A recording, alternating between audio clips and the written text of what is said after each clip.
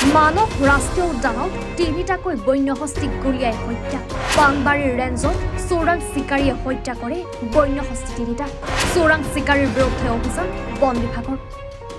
পঞ্চায়ত নিৰ্বাচনৰ গৰম বতাহ চলি থকাৰ মাজতে মানাহ ৰাষ্ট্ৰীয় উদ্যানৰ ভিতৰত চোৰাং চিকাৰীয়ে নিধন কৰিলে তিনিটাকৈ হাতী। মানাহ ৰাষ্ট্ৰীয় উদ্যানৰ পানবাৰী বনাঞ্চলিক কাৰ্যালয়ৰ অন্তৰ্গত মানাহ ৰাষ্ট্ৰীয় উদ্যানৰ ঘন জংঘলত তিনিটাকৈ হাতী নিধন। চোৰাং চিকাৰীয়ে হত্যা কৰাৰ সন্দেহ কৰিছে একাংশই। পানবাৰী বনাঞ্চলিক কাৰ্যালয়ৰ অন্তৰ্গত ভাৰত ভূটান সীমান্তৰ পালেংচি বিটৰ পৰা কিছু নিলগত সংঘটিত হৈছে এই ঘটনাটো। উক্ত ঘটনাৰ পিছত বন বিভাগৰ লোক উপস্থিত হয়। ইতিমধ্যে পানবাৰী বন বিভাগৰ বৃহৎ দলে ঘটনাস্থলীত উপস্থিত হৈ চোৰাং চিকাৰীৰ বিৰুদ্ধে অভিযান তীব্ৰতৰ কৰে।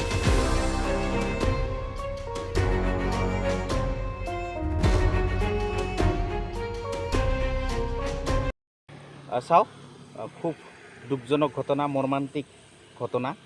আমি অলপ আগতে সংবাদ মাধ্যমৰ জৰিয়তে জানিব পাৰিছোঁ যে পানবাৰী ৰেঞ্জৰ অন্তৰ্গত যি মানাহ ৰাষ্ট্ৰীয় উদ্যান আছে, আৰু এই মানাহ ৰাষ্ট্ৰীয় উদ্যানৰ ঘন জংঘলত আমি জানিবলৈ পাৰিছোঁ সংবাদ মাধ্যমৰ জৰিয়তে যে ফালাংচিৰ কাষত আৰু বনচুম চাহেব তাৰ ওচৰত তিনিটাকৈ হাতী কোনোবাই হত্যা কৰি সেই হাতী তিনিটাৰ দাঁত লৈ গৈছে বুলি আমি জানিবলৈ পাৰিছোঁ।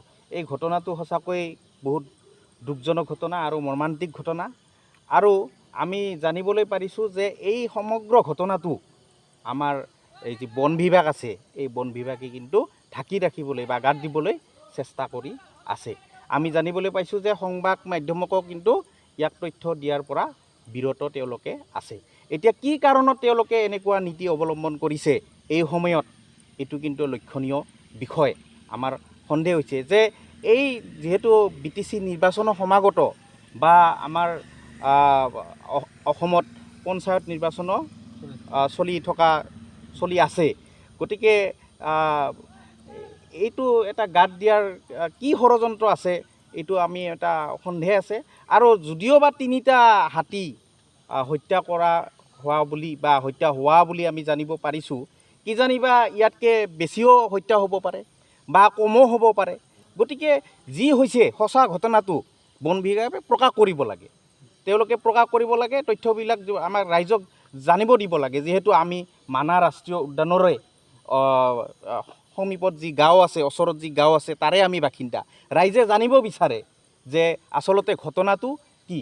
ঘটনা এটা গাত দিবলৈ চেষ্টা কৰিলেতো নহয়, কাৰণ কিয় আমি যিহেতু ৰাইজ মানাহ ৰাষ্ট্ৰীয় উদ্যানৰ ওচৰতে বসবাস কৰোঁ, আমি যিহেতু প্ৰকৃতিপ্ৰেমী মানুহ, আমি জীৱ জন্তুক মৰম কৰোঁ।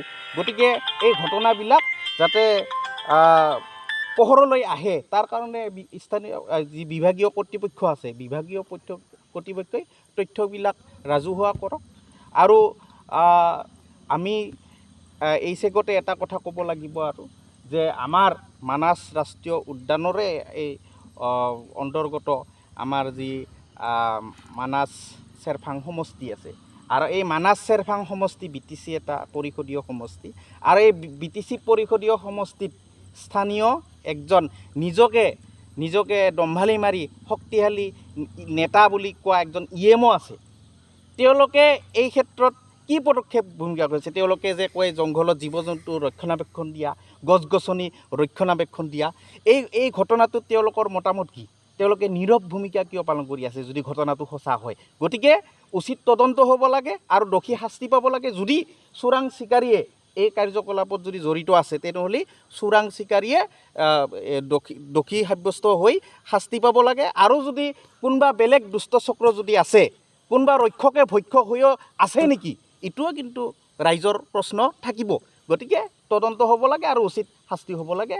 আমি তাকে ৰাইজ হিচাপত বা আমি BPF দলৰ, মই যুৱ BPFৰ সভাপতি হিচাপেও এই কথাখিনি আপোনালোকৰ আগত।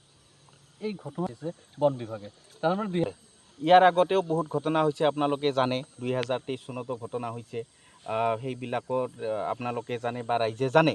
এতিয়া এই ঘটনাটো আপোনালোকৰ জৰিয়তে আমি জানিব পাৰিছোঁ বা সংবাদ মাধ্যমৰ জৰিয়তে যে কেইদিনমান আগতেই ঘটনাটো হৈছে।